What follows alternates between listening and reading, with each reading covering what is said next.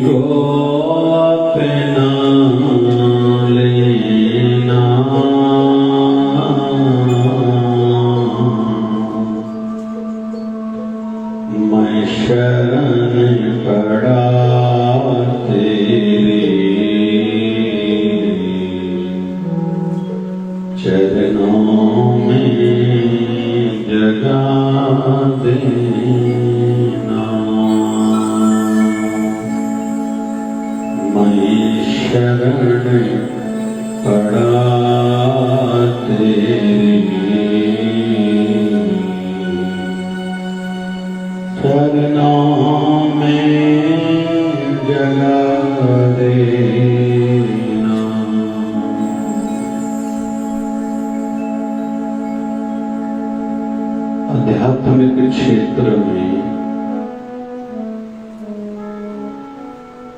कुछ बातों को समझना आवश्यक हो जाता है। उन मुख्य जरूरी बातों में से एक बात है अपने गुरु में निष्ठा पूरी रखो, श्रद्धा और निष्ठा।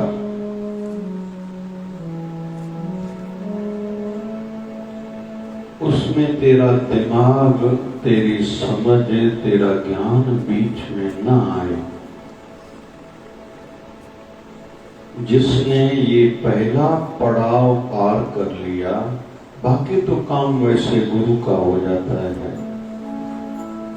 किस माध्यम से उनको आगे बढ़ाएंगे, साक्षात्कार कराएंगे, दुखों से बचाएंगे, दुख सुख में चित्त समान कैसे रखा जाता है, संभाव में रहना सिखाएंगे, जीते जी मरना सिखाएंगे, मर के फिर जीना, अमर होना सिखाएंगे। तो सेवक का, शिष्य का, भक्त का यह धर्म है, अपने गुरु को पूरा पूरा समर्पित हो जाए। और इस प्रकार का भाव हम लोग गुनगुनाते हैं। गुरुदेव दया करके मुझको अपना लेना, गुरुदेव दया करके मुझको अपना लेना। मैं शरण पड़ा तेरी चरणों में जगा देना, शरण पड़ा तेरी चरणों में जगा देना।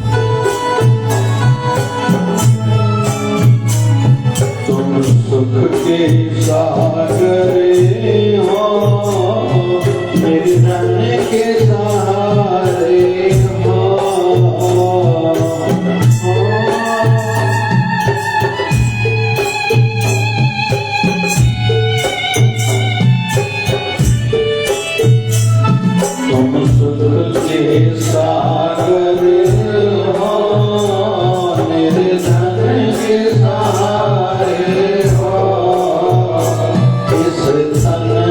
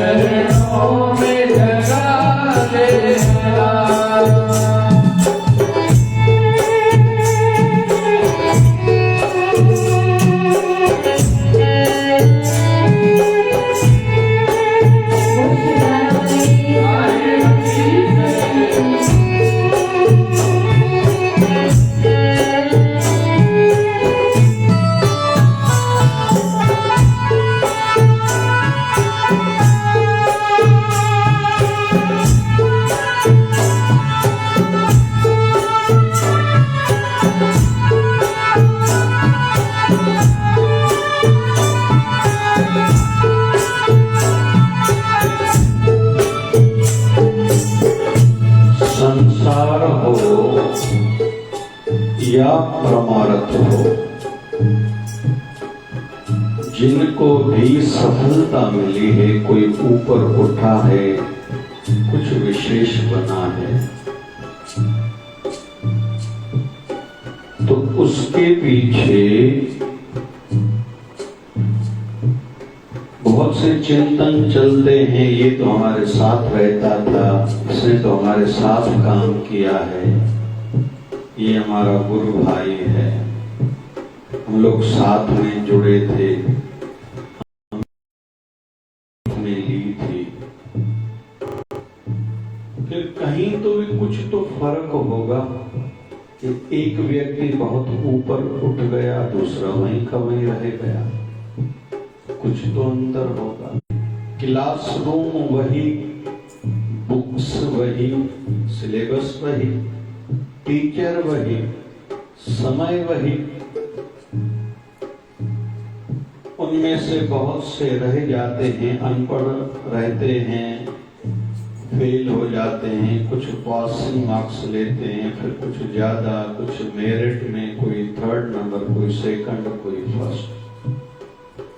उन्हीं सहपाठियों में से, कुलीग्स में से कोई डॉक्टर बनता है, कोई इंजीनियर, कोई एडवोकेट, कोई सीए, कोई एमबीए, कोई उद्योगपति, आदि आदि आदि। ये क्या अंतर है? तो उन मुख्य अंतरों में से एक अंतर है, किसकी सोच में क्या था, मुझे क्या बनना है, इसका बहुत फर्क गिरता है। और इस दृष्टि से सत्संग में आना इसलिए भी जरूरी है, यहाँ उन बातों को बार बार रिपीट किया जाता है, ध्यान दिलाया जाता है जो हमारे लिए जरूरी है। संसार है भूल भुलैया, वहां केवल भुलाया भरमाया जाता है, जहां भटकाव ही भटकाव है। बड़ी बात तो ये है, हम लोग जिनको संसार, अधिकतर बच्चे जिसको आइडियल बनाते हैं, वो कुछ ठीक हैं क्या खुद? जैसे बहुत बच्चे आजकल एक्टर्स को आइडियल बनाते हैं। इस बीच में बॉडी बिल्डिंग आदि का भी इन दिनों में, जिम का भी एक लड़कों में एक होड़ सी चली है, फिर बच्चियों में कुछ अलग। और मुझे दुख से कहना पड़ रहा है, 10th तक आते आते माँ बाप ने या उनके परिवार वालों ने बच्चों की सोच पर ध्यान नहीं दिया। पता नहीं कैसी मानसिकता बन जाती, किसी बच्चे से सुन लिया, बच्चे ने धारणा बना ली मुझे डॉक्टर ही बनना है। अरे तेरी सोच वैसी है, उसमें काम करना पड़ता है। आजकल सीए की फिर होड़ लगी है, मुझे भी सीए या मेरे बच्चे को ही मुझे सीए बनाना है। कोई समय था वकील ज्यादा बनते थे, इंजीनियरिंग बहुत चलती थी, आजकल इंजीनियरिंग में कई फैकल्टीज खाली पड़ी हैं, वैकेंसी बहुत है, कॉलेजेस बंद हो रही है इंजीनियरिंग के आजकल। तो कुल मिला के हम भटक रहे हैं, आज का इंसान भटक रहा है। मुंबई में कहते हैं कई लाख रोज नए लोग आते हैं, मैं पैसा कमाऊं। फिर बहुत से लोग आते हैं फिल्म इंडस्ट्री में, मुझे भी एक्टर बनना है। उतने ही फिर लौट के भी उसी दिन आते हैं जो 1 साल पहले कोई आया था, कोई 6 महीने पहले, कोई 1 महीना पहले, कोई 2 साल पहले देख लिया यहाँ कुछ नहीं, फिर लौट के निराश होके भी आते हैं। ऐसी भी मुंबई के संदर्भ में मान्यता है। तो दुनिया में केवल भूल भुलैया भटकाव ही है, कोई सिखाता समझाता नहीं है। बहुत सी फैकल्टीज इतनी खाली पड़ी है जो बहुत आवश्यक है, लेकिन कोई सिखाता समझाता नहीं है। मंगनी किसके साथ करनी है, क्यों करनी है, विवाह कैसे करना है, क्या क्या जरूरी है, कोई चर्चाएं नहीं, कोई सिखाता समझाता नहीं। होड़ है समाज में, इसने इस बड़े होटल में किया, इसने डेस्टिनी में जाके विवाह करा, इसने ये पूरी पार्टी करी, ये करा, वो करा, हमने करे, बाकी उसके पीछे कुछ समझ नहीं है। बच्चों के संदर्भ में इतनी सी धारणाएं हैं। कोई कहता है बच्चे जितने ज्यादा हों अच्छे, फिर कहते हैं कुछ लोग के छोटा खानदान जिंदगी आसान, फिर हम दो हमारे दो, हम दो हमारा एक। अभी मेट्रो सिटीज में, मैं भारत की अभी बात कर रहा हूँ, मेट्रो सिटी में धारणा बनती जा रही बच्चा करना क्यों जरूरी है, आजकल की संतान क्या दे रही है। तो केवल भ्रम ही भ्रम, भटका ही भटका, कोई बेस नहीं है। सत्संग कथा में ही आध्यात्मिक उन्नति की तो शिक्षाएं मिलती हैं और मिलनी चाहिए। कहीं सत्संग में भी देखा जा रहा है कि ये पढ़ो बस, इतनी बार ये पढ़ो, समझो नहीं, पढ़ो बस पढ़ो। फिर कहीं कहीं ऐसा जैसे समाज में आयो लाल तो झूले लाल, और ठार माता ठार, और जिये मुझी जिंद माता गोरिया पैदी जिंद। आध्यात्मिकता को भी बहुत से लोगों ने ऐसे ही बना के रखा है। कुछ लोग इतने नियम कठोर बता रहे हैं, कोई मान ही नहीं रहा है, कोई कर ही नहीं रहा है। कुछ लोगों ने नियम ही कोई नहीं बनाए, हमारे यहाँ सब चलता है। तो कुल मिला के जितना अनुशासित वक्ता, वहां का मुख्य आधिपति गतिपति, मुख्य उस संस्था का, पंथ का जो संत है, वो कितना खुद अनुशासित है, समझा हुआ है। इस संदर्भ में एक जरूरी बात है कि इस विषय को और नहीं बढ़ाऊंगा, ये मर्यादा में नहीं आता, क्योंकि समाज पहले भटका हुआ है, समझ है नहीं, श्रद्धा है नहीं, फिर संतों पर, पंथों पर टीका टिप्पणियां करते हैं जिनको खुद की कोई समझ नहीं है। जो भी गादीपति है, आधिपति है, कहीं का भी संस्थापक है या मुख्य व्यक्ति है, किसी की संस्था हो, चलो एसोसिएशन हो, पंचायत हो, जहां का भी, वो खुद अपने सीनियर, अपने बड़ों के साथ कितना समय रहा है और किस्सा है, उसकी अपनी सोच क्या है, उसको स्थापित किया गया है या वो अपनी मेहनत से बना है। बहुत वृद्ध करोड़पति होने के बाद भी 1 रुपया कहीं नुकसान हो रहा है, उनसे सहन नहीं होता। क्यों? उन्होंने 1-1 रुपया करके इकट्ठा किया है। लेकिन उनकी पोते को देखो, मैं एक नगर में गया, मुझे बताया गया कि 3000 रुपए से ज्यादा का भी पान मिलता है, पान, और लोग खाते हैं, और 500 रुपए वाला पान तो नौजवान रूटीन में खाते हैं। फिर उसी दुकान पे, मैं महाराष्ट्र के एक नगर की बात कह रहा हूँ, फिर ये बच्चे जो क्या लेते हैं डब्बे में, कोल्ड ड्रिंक्स और क्या बोलते हैं ड्रिंक्स, 500 रुपए की, 700 रुपए की, अरे बोले 200 रुपए वाले तो पता नहीं कितनी जल्दी स्टॉक हम मेंटेन नहीं कर पाते। ड्रिंक्स मतलब कोल्ड ड्रिंक टाइप के जो जूसेस है, पता नहीं क्या क्या। क्यों? क्योंकि उस लड़के ने खुद कमाया नहीं, फिर पिता की गलती क्या या माता की गलती क्या, मेरा बालक है इसलिए तो इसके पिताजी कमाए खाए नहीं क्या। अरे धारणा ये होनी चाहिए माँ बाप की और बच्चों की बनानी चाहिए, और बच्चों की होनी चाहिए मुझे बचपन से ही ज्यादा से ज्यादा सीखना है, क्योंकि अभी तो ट्रायल एरर चलेगा, गलतियां मुझसे होंगी। 20 साल तक तो बहुत सी गलतियां आदमी करता है, मैच्योरिटी आती नहीं, फिर धीरे धीरे अभी समझना है, फिर इसी बीच में मंगनी, शादी, फिर पहला बच्चा, दूसरा बच्चा, बच्चे बड़े हो जाए, 35 साल की आयु हो जाती है। अभी दुनिया की उतार चढ़ाव, कंपटीशन, फिर ये तकलीफ वो तकलीफ, घर में भगवान ना करे कोई घटना घट गई, कोई आपातकाल आ गया, इसी बीच में धीरे धीरे शरीर में भी कहीं नहीं कहीं कुछ होने लगता है। अभी जब समझ आती है तो शरीर साथ नहीं देता, जब शरीर ठीक रहता है तो समझ ठीक नहीं रहती। तो जल्दी से जल्दी बच्चों को सिखाएं, और बचपन की ही की हुई कमाई, किया हुआ काम बुढ़ापे तक काम आता है। और ये गलत आदतें माँ बाप ने जो बच्चों की नहीं सुधारी, संवारी, बच्चा है ना बच्चा, अरे नहीं है कोई बच्चा नहीं, कोई बच्चा ने उसकी आदत नहीं बिगाड़ो। 3 साल का बच्चा पानी का गिलास भर के आओ, गिराएगा नहीं, ज्यादा से ज्यादा क्या होगा। झूठी थाली खुद रख के आओ, घर के बड़ों को पाँव पड़ो,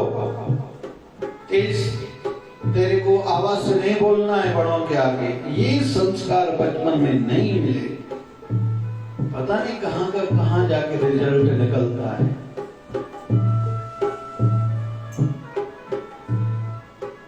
हिटलर ने कई जीव हत्याएं करी थी। हिटलर ने, ऐसी भी मान्यता है कि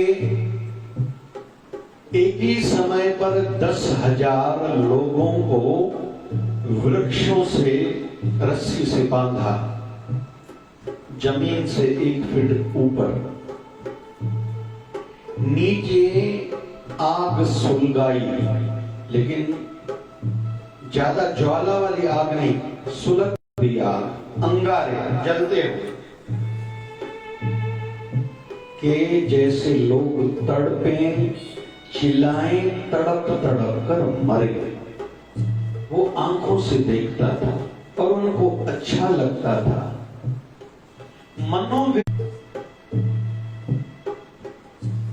स्टडी की गई और पाया गया जब वो छोटा था, उसकी मां को उसके पिता पीटते थे, मारते थे, मां चिल्लाती थी।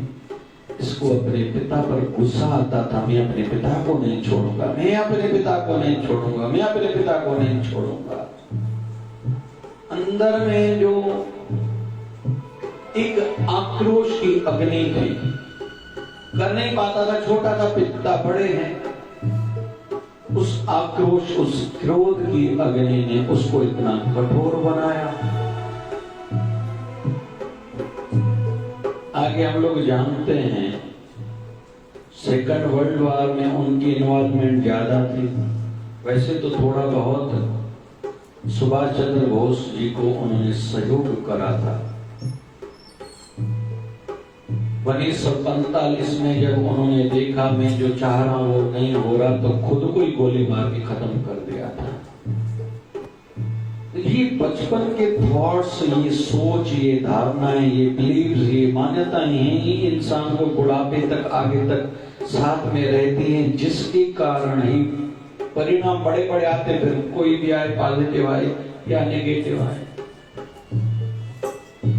भगवान बुद्ध हमारे 23वें अवतार माने जाते हैं। जब उनका जन्म हुआ था तो उनके पिता को लगता था मैं इसको संसार का उतार चढ़ाव नहीं दिखाऊंगा, और बचाते आए। एक दिन योगायोग इसके पिताजी राजा हैं, बाहर गए, एक कार्यक्रम के लिए निवेदन करा, और नौजवानों का कार्यक्रम था। कहा इसको, सिद्धार्थ को नाम था पहले बाल्यकाल में, सिद्धार्थ को भेजे आप। सिद्धार्थ कार्यक्रम के लिए गए हैं। देखते हैं रास्ते में एक वृद्ध शरीर है। सैनिकों से पूछते ये क्या है, बोले व्यक्ति है। बोले ऐसा क्यों, बोले वृद्ध है। बोले वृद्ध क्या होता है, क्योंकि इसके पिता ने कभी इनको वृद्ध तक नहीं दिखाया।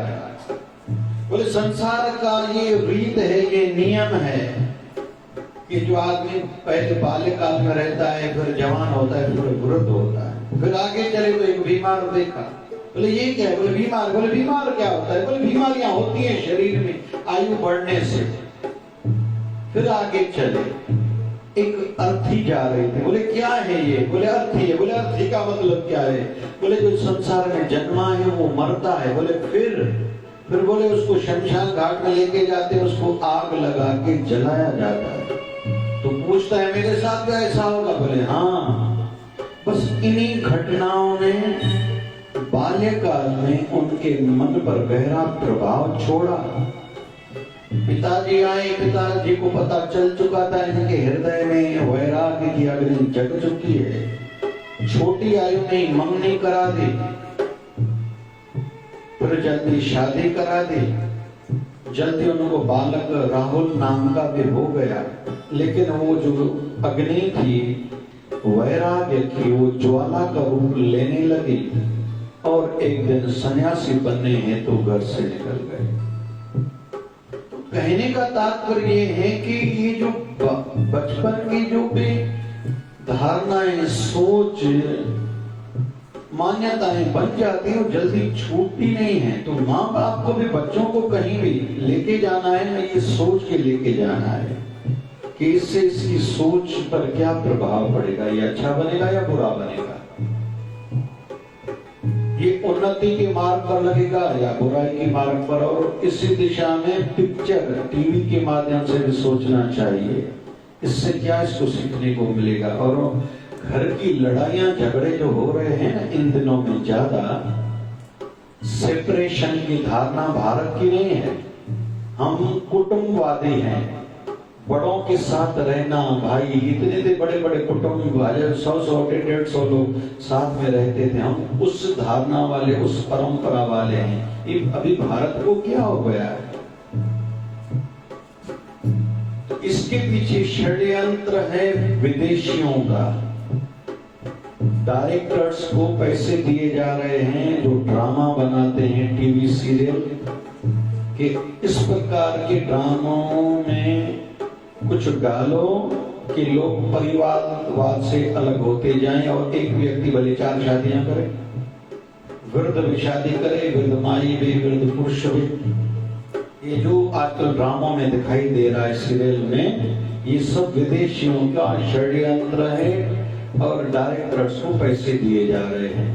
जैसे आतंकवाद चल रहा है, जैसे लव जहाद चल रहा है, जैसे हलाल आदि जो भी घटनाएं घट रही हैं, बड़ी बात तो ये भारत को पता तक नहीं चलता।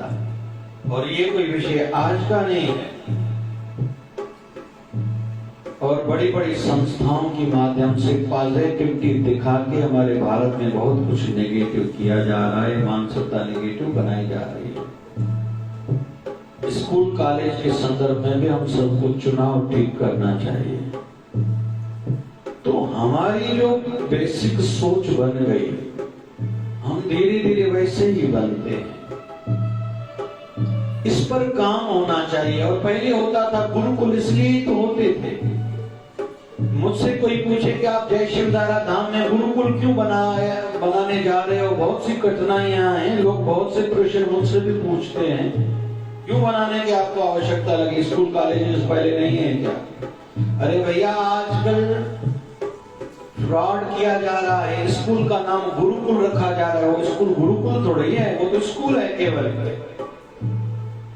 वो स्कूल है, गुरुकुल नहीं है। मैं गुरुकुल बनाना चाह रहा हूँ जिसमें सनातन के संस्कार बच्चों को डाले जाएंगे। रही बात विद्या की, तो आधुनिक युग की भी विद्या होगी, भले जितनों को मैं विद्या दे पाया, लेकिन एक परंपरा तो स्थापित जरूर करके जाऊंगा। ये मेरा दायित्व है, क्योंकि मुझे समझ रहा है ऐसी हम सब की मान्यता होनी चाहिए। मैं संसार में अच्छाई के लिए, सच्चाई के लिए, क्या मुझे दूसरों से ज्यादा समझ रहा है, मैं उस दिशा में काम करूं और उसको परंपरा का रूप देके जाऊं। तो संसार में हम सब कुलीग्स जो भी हैं, स्कूल कॉलेजेस में पढ़े, कई साथ में नौकरियां करी, एक ही घर में देवरानियां जेठानियां हैं, बहनें हैं, भाई हैं, कजिन ब्रदर्स हैं, कजिन सिस्टर्स जो भी हैं, फिर गुरु दर पे गुरु भाई हैं, गुरु बहनें हैं। इन संदर्भ में मेरा विषय चल रहा है कि एक व्यक्ति क्यों वहीं का वहीं रह गया, कोई नीचे गिर गया, कोई थोड़ा उठा, कोई थोड़ा और ज्यादा उठा, कोई ज्यादा उठा, कोई एकदम ऊपर उठ गया, ऐसा क्या था? कुछ तो अंतर होगा। इस पर हम सबको चिंतन और मंथन करके, समझ के, उस पर अमल करके आगे बढ़ना चाहिए। ये संसार का भी नियम है, परमानंद आध्यात्मिकता का भी नियम है।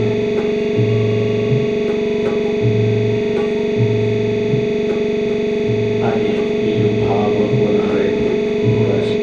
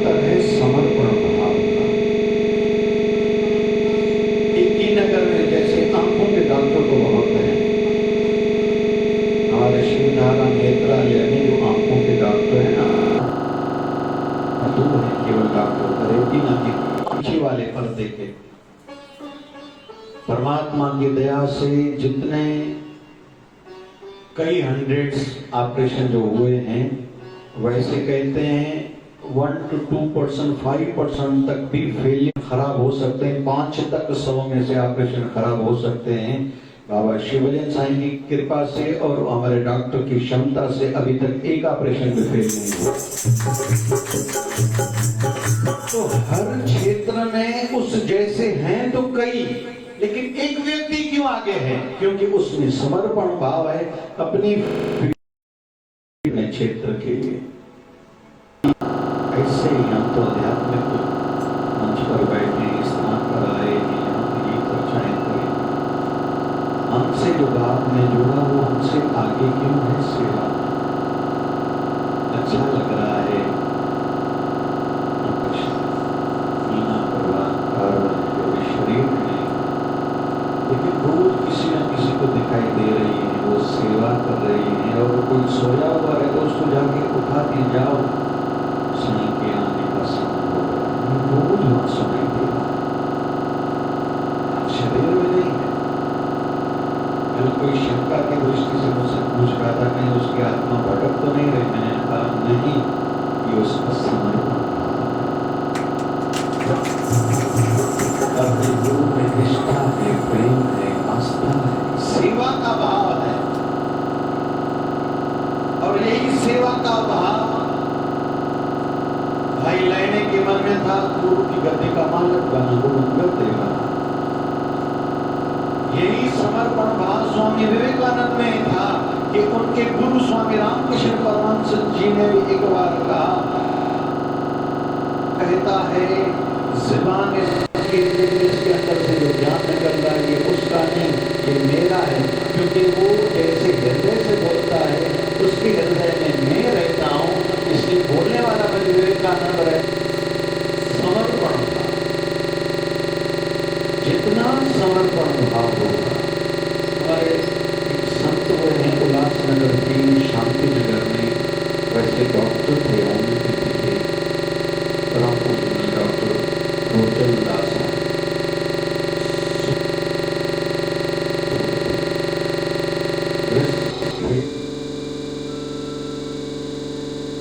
उनके गुरुवर ने एक बार ऐसा कहा था कि जितना कोई श्वासों की साधना करे गृहस्थी होगी तो दिमाग की नसें गुरु के नाम में समर्पित थे। फिर उनके दादा गुरु जिनका नाम था साईं कुतुब अली शाह साहब, जिनका भजन बाबा शिवलिंग जी महाराज गाया करते थे, सखी सबा जल बाज कयो का साईं राम कयो अमीर। वो भी भक्ति में ऐसे समर्पित थे, गर्दन नीचे करके बैठते थे। कहते हैं कि सदैव उनका सिर नीचे रहता था, ध्यान में रहते थे, उनकी गर्दन की हड्डी तक टूट गई। जिस भी क्षेत्र में जो सक्सेस हम लोग सुनते हैं, ये सफल हुआ, ये बड़ा नाम हुआ, वो उतना समर्पित है। उसने और चीजों को छोड़ के केवल उसी एक चीज को पकड़ा है, तभी वो सक्सेस हुआ है। फिर जो भी फील्ड बेकर की, चाहे संसार हो या चाहे आप सदगुरु स्वामी शिवलिंग जी महाराज। छोटी आयु में 1008 सदगुरु स्वामी गोविंद जी भजन जी महाराज ने उनको अपनी गद्दी पर बनाया, बिठाया, पीठाधीश्वर बनाया। 2 महीने के अंतराल में उन्होंने शरीर त्याग किया। लेकिन बाबा जी के अंदर में एक ज्वाला थी की। हारमोनी सीखने के लिए बाहर जाते थे। फिर बाद में तो बाबा उद्धव दास जिन्होंने हारमोनी की सेवा बाबा जी को गाना बजाना सिखाया था, फिर आके वहीं रह गए थे। फिर इच्छा थी कोई सेवा कार्य करूं, क्योंकि सिंध में सूफी संत जितने हैं ना। फिर एक हकीम के पास, नाम आ जाएगा याद, उसके वंशज भी अभी भारत में मुझे मिले हैं। उनके पास पैदल चल के इतना दूर जाते थे, और वो जो हकीम थे बहुत व्यस्त थे, लेकिन बाबा जी की थोड़ी इज्जत करते थे। कहीं तो भी ये उदासीन गद्दी का मालिक है, बाकी तो शिष्य था उनका, मतलब बाबा शिवभजन साईं, उनसे सीखे बहुत दूर, बहुत पैदल दूर जाया करते थे। अभी आई बात साधना की। साधना सीखने की, अलग अलग प्रकार की यौगिक साधना सीखने के लिए भारत में आते थे। कई कई समय तक हरिद्वार और ऋषिकेश में रहे। जो गुफाओं में साधु संत ऋषि मुनि जो बाहर नहीं निकलते थे, ढूंढ के उनके पास जाके बैठते थे, उनकी सेवा करते थे और सीखते थे। और हम सबको पता है, किसी ने बाबा शिवभजन साईं को उड़ते हुए देखा, किसी ने अंग अंग अलग होते हुए देखा, किसी ने बाबा शिवभजन साईं का चंद्रमा में दर्शन किया। एक ही समय पर बहुत से स्थानों पर दर्शन आज भी दे रहे हैं। तो उनको विरासत में नहीं मिला था, अपने गुरुवर ने नहीं सिखाया था, लेकिन उन्होंने अपनी मेहनत करी, बहुत संघर्ष करा। पैसा भी नहीं था, केवल उस नगर में जितनी दक्षिणा आई किसी न किसी समझदार व्यक्ति को दे दी कि भैया इसको किसी धर्म कर्म में लगाना और किसी को बताना नहीं। अपने फील्ड में समर्पित थे। ऑपरेशन टांग का हुआ, कट गई। आर्टिफिशियल टांग के बनवाने के लिए अमेरिका गए। वहां भी सोच अपने दरबारों के लिए, मंदिरों के लिए, हॉस्पिटल्स के लिए थी। वहां से भी जितनी दक्षिणा अमेरिका में से मिली थी, वहां भी शिष्य बने थे। वो अमरावती भेजे थे, जो महाराज रूप भजन चैरिटेबल हॉस्पिटल है। ये अमेरिका की दक्षिणा बहुत इसमें मिली हुई है। बाबा जी को जितने मिली, लगाओ इसको, ये हॉस्पिटल जल्दी चलनी चाहिए। और मुझे बचपन से ही यही प्रेरित करते थे, तुझे ही सब कुछ देखना है, बहुत कुछ देखना है और बहुत कुछ करना है। तो इन सभी उदाहरणों के माध्यम से हम लोग सीख रहे हैं। बाबा शिवभजन साईं को अपने गुरुवर से संस्कृत दृष्टि से देखे, कुछ ज्यादा नहीं मिला, लेकिन वो अपनी फील्ड में समर्पित थे, साधना में समर्पित थे। मैं भी ढूंढता हूं कोई योग्य मिले, कैसे काम वासना पर नियंत्रण पाया जा सकता है। ये हम और बुरा थॉट तक नहीं आए, उसके लिए साधना क्या है। बगैर खाने पीने के कैसे रहा जा सकता है, जिया जा सकता है। 12 साल लगेंगे, लेकिन ऐसा संभव है, मुझे आता है। लेकिन जब तक मुझे इशारा नहीं मिलेगा, मैं अभी वो करता नहीं हूँ।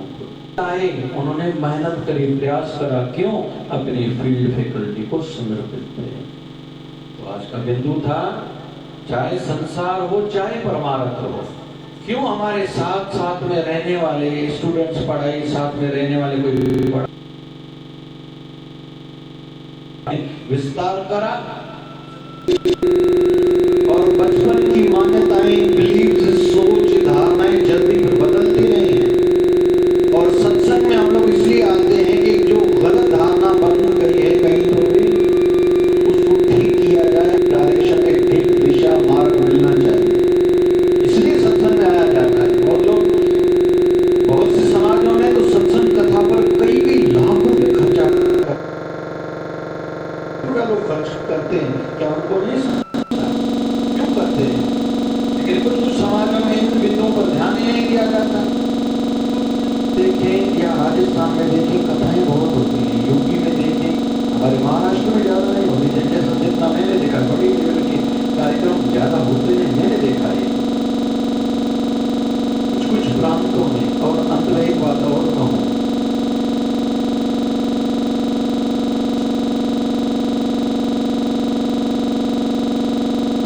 बीत के 700 साल, 200 साल लगभग अंग्रेज, उससे पहले 700 साल जो भारत पर जो शासन करने वाले तुर्क थे, उन्होंने हर 4-5 दिन के बाद भारत का एक बड़ा मंदिर तोड़ा था।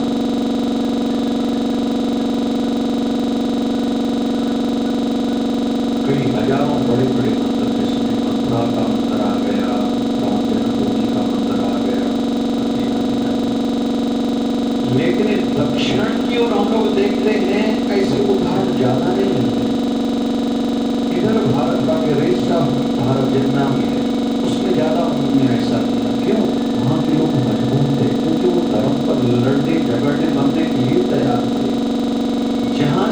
उस समय के धर्म के ठेकेदार थे या ब्राह्मण वर्ग मुख्य जो था, या तो प्रलोभन में आ गए या तो डर गया, जिसके कारण इतना कुछ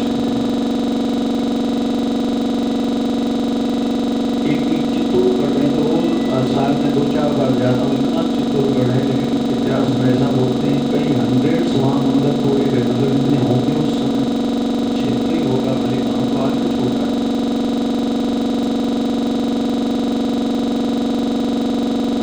कुल मिला के इस प्रकार की धारणा बनाई जा रही है।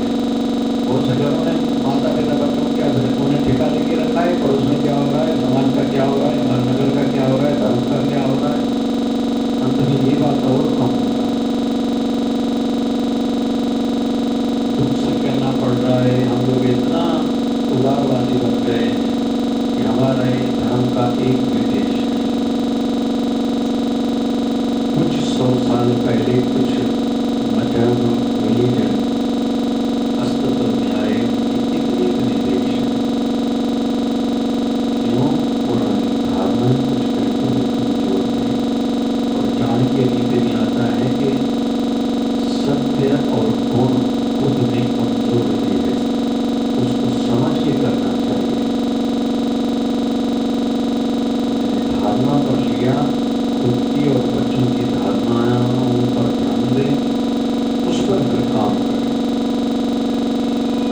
और दूसरा, अपनी सत्संग में आने के पीछे अपनी धारणा ये हो, मैं अपने विचार को ठीक डायरेक्शन देने के लिए आ रहा हूँ। तीसरा, आज तक तो हमने समझा, हमारे जैसे हमारे कुलीग्स, सहपाठी, साथ में काम करने वाले, साथ में गुरु दरबार में रहने वाले गुरु भाई गुरु बहने, क्यों कोई आगे बढ़ा? क्योंकि उनमें उस फील्ड फैकल्टी क्षेत्र के लिए समर्पण भाव लगा था। आगे सीखा, परमात्मा दया करे, जो सीखा समझा वो अमल में आए, उस अकॉर्डिंगली उस हिसाब से जीवन बने। वो बाबा शिवजन साहिब के झूले लाल साईं मुखे मत दे, पढ़े दे दर्द लाए सजो प्यार दे।